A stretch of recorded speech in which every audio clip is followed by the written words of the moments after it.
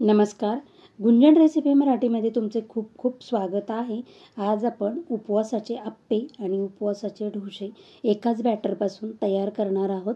त्यासाठी मी इथे 1 वाटी वरई घेतलेली आहे किंवा वरईचे तांदूळ घेतलेले आहेत. अर्धी वाटी दही घेतलेला आहे. हे दही थोडं आंबट आहे. आणि पाव वाटी मी साबुदाणा घेतलेला आहे. 1 इंच आलं, 1 हिरवी मिरची, तिखट तुमच्या आवडीनुसार कमी जास्त करू शकता.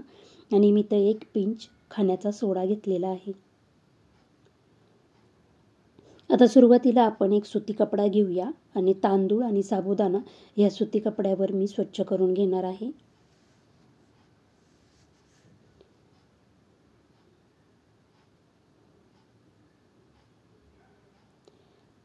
साबुदाणा आणि वरई आपली स्वच्छ झाली की आपण ही पॅनमध्ये काढून घेणार आहोत.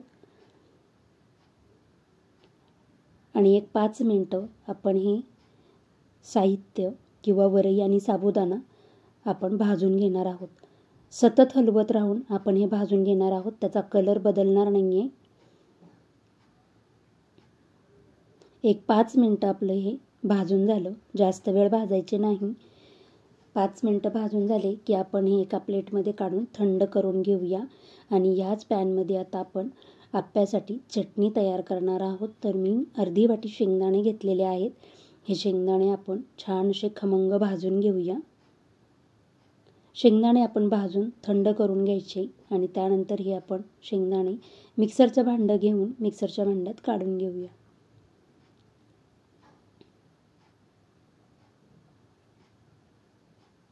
यामध्ये अर्धा इंच आलं, 1 हिरवी मिरची, 1 चमचा दही टाकून घेत आहे. दही आवडत नसेल तर तुम्ही 1 चमचा लिंबाचा रस टाकला तरी चालेल. चवीनुसार मीठ, 1 चमचा साखर टाकून आपण हे मिक्सरला फिरवून घेऊया. सुरुवातीला मी पाणी टाकलं नव्हतं, पण मी आता 1 वेळा मिक्सरला फिरवून घेतल्यानंतर ह्याच्यामध्ये अर्धी वाटी पाणी टाकून छान अशी ही बारीक अशी चटणी मी मिक्सरला वाटून घेणार आहे. आपली उपवासाची चटणी तयार झालेली आहे. आता ही आपण बाउलमध्ये काढून घेऊया. चटणी थोडी घट्ट वाटत आहे, त्यामुळे मी ही बाउलमध्ये काढल्यानंतर थोडं मिक्सरच्या भांड्यात पाणी टाकून चटणीमध्ये टाकून घेणार आहे. तडका पॅन गरम करून घेतलेला आहे. त्यामध्ये आपण 1 चमचा साजूक तूप टाकून घेऊया. तूप आवडत नसेल तेल टाकले तरीही चालेल.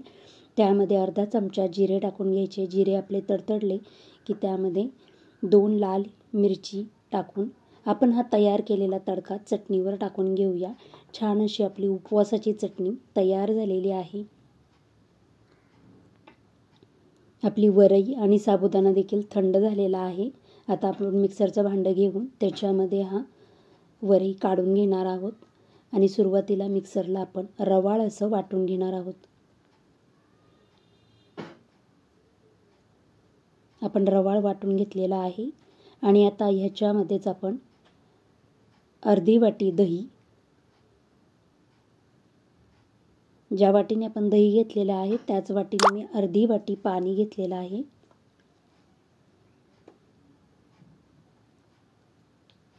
हिरवी मिरची, आलं आपण इथं कट करून टाकूया.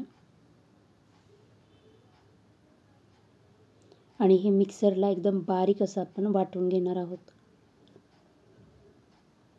छान असं स्मूथ आपलं बॅटर तयार झालेलं आहे.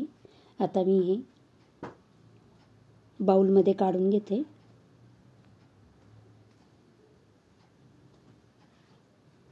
आणि यामध्ये आता आपण चवीनुसार मीठ टाकून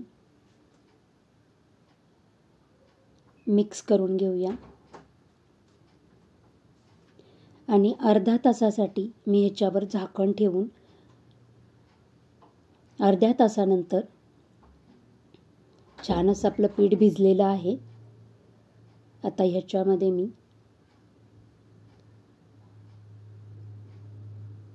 1 पिंच खाण्याचा सोडा टाकून घेणार आहे.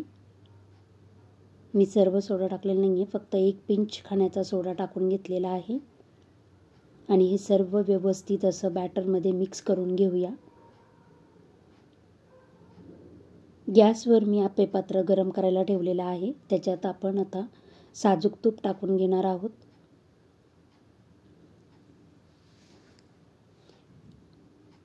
हे तूप ब्रशनी व्यवस्थित सर्व लावून घेणार आहे. आणि आता आपण ह्याच्यामध्ये तयार केलेलं बॅटर टाकून घेऊया.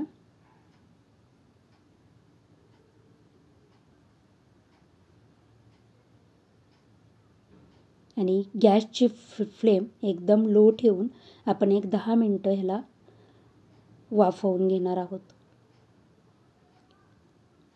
10 मिनिटानंतर आपण हे आप्पे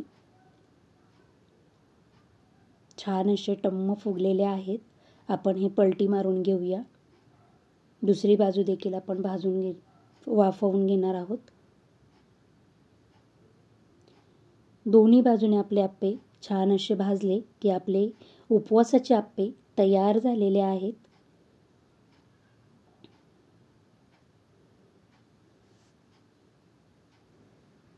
आता यात तुम्ही पाहू शकता छान अशा आपल्या आप्प्यांना जाळी पडलेली आहे.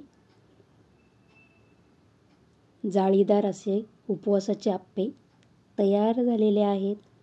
आता ह्याच बॅटरपासून आपण डोसा तयार करणार आहोत. मी पॅन ठेवलेला आहे. पॅनमध्ये 1 चमचा तूप टाकून घेतलेला आहे. आणि आता आपण तयार केलेलं बॅटर टाकून छान असा हा डोसा आपण पसरवून घेऊया. आणि 1-2 मिनिटासाठी मी ह्याच्यावर झाकण ठेवून घेणार आहे.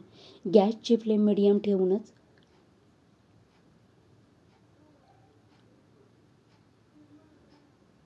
तुम्ही पाहू शकता आपल्या डोशाला पण छान अशी जाळी सुटलेली आहे. आता 2 मिनिटांनी मी हे पलटी मारून घेते. दोन्ही बाजूने छान असे क्रिस्पी आपला डोसा भाजला गेला की आपला उपवासाचा डोसा देखील तयार झालेला आहे. तुम्हाला जर माझे व्हिडिओ आवडत असतील तर प्लीज लाईक, शेअर, सबस्क्राईब करा. एकाच बॅटरपासून आपण उपवासाचे आप्पे आणि उपवासाचा डोसा तयार केलेला आहे.